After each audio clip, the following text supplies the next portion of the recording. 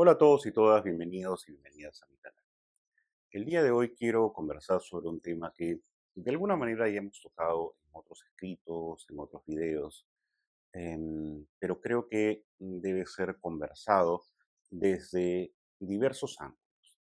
El día de hoy quiero hablar sobre cómo recuperarse del burnout autista. Em, las reflexiones sobre el mundo laboral es frecuente escuchar el término de burnout o síndrome del quemado. Y cuando uno lo escucha en la vida cotidiana, en el mundo neurotípico, hace alusión principalmente a personas que por un exceso de trabajo, por un exceso de carga académica, generan un monto de estrés que llega a ser inmanejable. Y la persona, digamos, llega a un síndrome de extenuación, de fatiga, de imposibilidad crónica de proseguir con determinado tipo de actividades. Pues bien, eso es en el mundo laboral, académico en general. ¿Cómo se presenta esto en la vida cotidiana de las personas autistas? Cuando escuchamos sobre el burnout autista, efectivamente puede estar asociado también al trabajo, puede estar asociado también a la sobrecarga académica, pero sobre todo está asociado y tiene que ver con el hecho de no poder encajar, ni cumplir, ni satisfacer las demandas de la sociedad neurotípica, de las cuales el rendir laboralmente de determinada manera, no adaptada a su procesamiento ni a sus necesidades, provocará evidentemente un estrés crónico, donde el tema académico, cuando la escuela no hace los ajustes, las acomodaciones, ya sea a nivel de los contenidos curriculares o ya sea a nivel de las evaluaciones, provocará también evidentemente una extenuación. Pero tiene que ver con algo más general, ¿no? Tiene que ver con que la persona autista continuamente se encuentra en una posición de tener que satisfacer ciertas demandas, negándose a expresar su forma de ser, porque su forma de ser tiende a ser penalizada. Me refiero con esto al enmascaramiento, ¿no? Al famoso masking o camuflaje, también como se suele decir. Dado pues que las características autistas, su forma de procesar cognitivamente, afectivamente, sensorialmente, es mal visto, porque su manera de, su hiperfoco de atención a veces es, no a veces, muchas veces es penalizado, sobre todo en la escuela, ¿no? Porque se piensa que obsesivamente está dedicado a una sola cosa y no se entiende su necesidad de gestión del cambio, entonces eso es penalizado o sus afectos también son penalizados porque continuamente se espera que expresen una afectividad y una demostración de empatía neurotípica o sus demandas sensoriales y la manera de regularlas, por ejemplo los steamings, son penalizados, entonces la persona autista de alguna u otra manera aprende que tiene que camuflar esas características. Ahora bien, todos, en general, neurodivergentes, neurotípicos, tenemos que actuar en ciertos contextos, ¿no? Em, yo no puedo actuar de la misma manera, digamos, en un salón de clases, en mi casa y posiblemente cuando esté con otros amigos actúe de otra forma, etcétera, etcétera. Vamos variando nuestras actuaciones, nuestros roles, nuestras formas, dependiendo del contexto, ¿no? Tenemos que adecuarnos y sobre todo según pues las normas de convivencia. Pero aquí no hablamos de eso, porque si yo, cuando estoy con mis amigos, cuando estoy en consulta, cuando estoy dando una clase, etcétera, etcétera, cumplo diferentes roles y no soy el mismo, sí encuentro una continuidad. En cambio, en el enmascaramiento se trata de hacer, actuar de una manera que no soy yo, ¿no? Controlar qué tengo que decir, cómo tengo que comportarme, cómo tengo que saludar. Y ese monitoreo consciente y consciente de negación constante de las características lleva a una sobrecarga, ¿no? Lleva a una desesperanza muy fuerte y lleva al colapso que supone el burnout. Pero también el burnout se produce por las sobrecargas sensoriales. Los entornos en los cuales las personas autistas transitan no están adecuados a sus necesidades sensoriales, ¿no? Entonces esto hace que se sobrecarguen mucho más rápidamente y eso también contribuye al burnout, ¿no?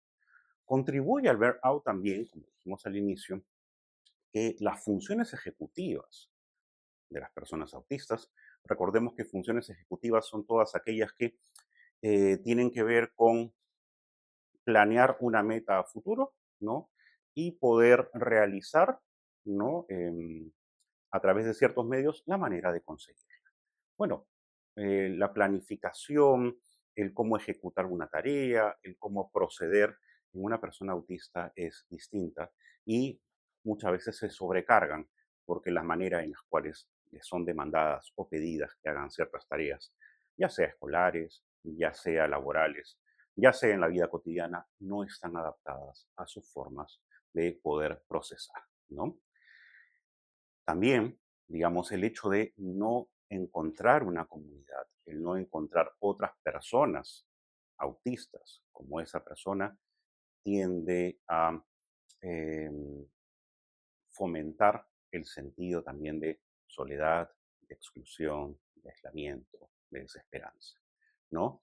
Entonces, en general, todas estas características que estamos diciendo, lo que hacen es o se traducen en un burnout autista, ¿no? Em, ¿Y qué supone, digamos, cuando ocurre un burnout autista? ¿Qué podemos ver? En primer lugar, que la persona manifiesta una extenuación crónica, ¿no?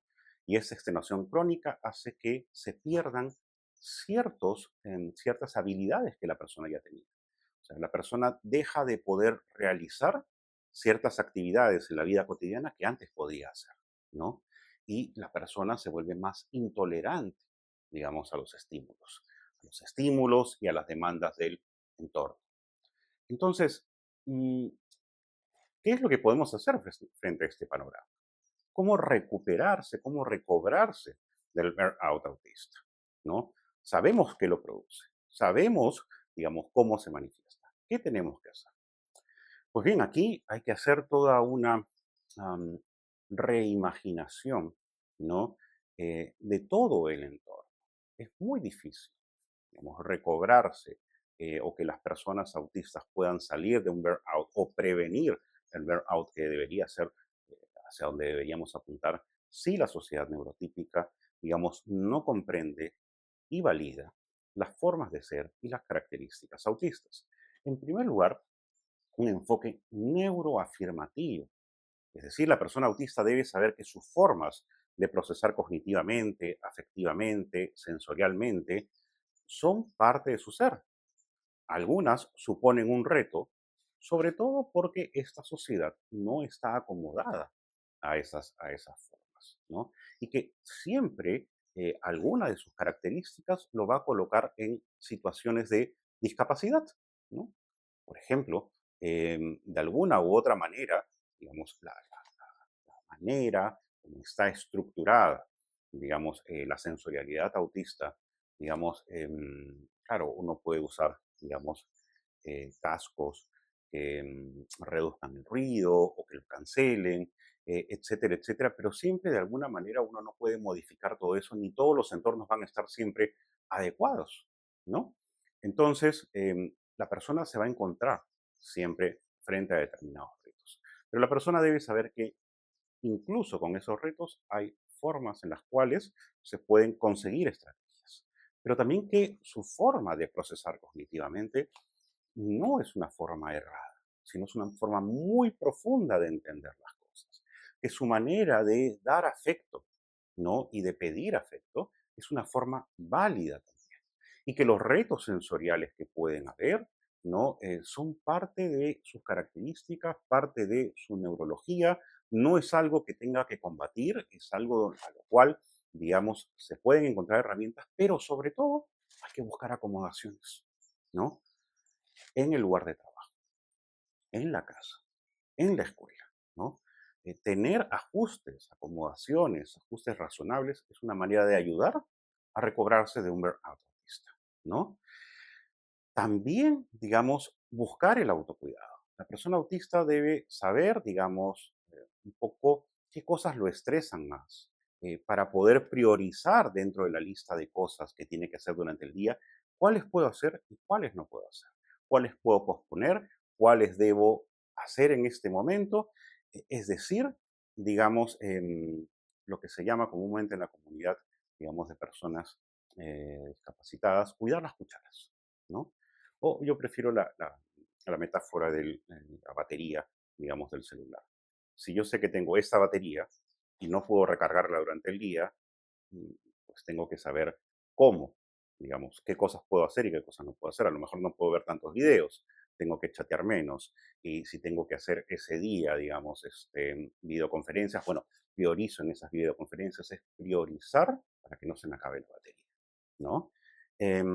También conocer, digamos, qué es lo mejor para la persona y que lo hace sentir más sano y afirmado en su forma de ser. Es decir, las personas autistas deben dedicarse o poder dedicarse a sus intereses profundos.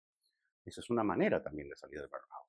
Entonces, lo principal es lo neuroafirmativo, que la persona autista se sienta orgullosa de ser autista en el sentido de que no soy una persona, digamos, errada, no soy una versión dañada de un neurotípico, que estas exigencias que se me han hecho siempre han sido injustas, ¿no? Que mi manera de procesar es distinta, que por eso requiero, y es mi derecho, tener acomodaciones y ajustes. Y en la medida en que los pueda tener, voy a poder priorizar también qué me hace bien, qué no me hace bien, qué me estresa, cómo puedo manejar ese estrés, cuáles son las demandas sensoriales y cómo puedo buscar acomodaciones o buscar herramientas para atenuarlas. Cuando me sienta o sienta que la situación me discapacita o es aversiva, em, tener un espacio y momentos para dedicarme a mis intereses profundos. En resumen, poder salir del burnout autista es que la persona autista se afirme, ¿no? En la comprensión de su neurología, en la comprensión de sus afectos, en la comprensión de sus sentidos, que los vea como una forma valiosa de ser. Y en esa medida, poder, digamos, dedicarse a sus intereses, dedicarse a sus estudios o lo laboral con ajustes y acomodaciones que son sus derechos y poder priorizar, digamos, cuáles son las demandas del entorno, cuáles puedo cumplir, cuáles puedo posponer y cuáles no debería realizar. Poder decir que no es muy importante también para salir del burnout. Eso es lo que quería comentarles el día de hoy y con ustedes será la próxima semana.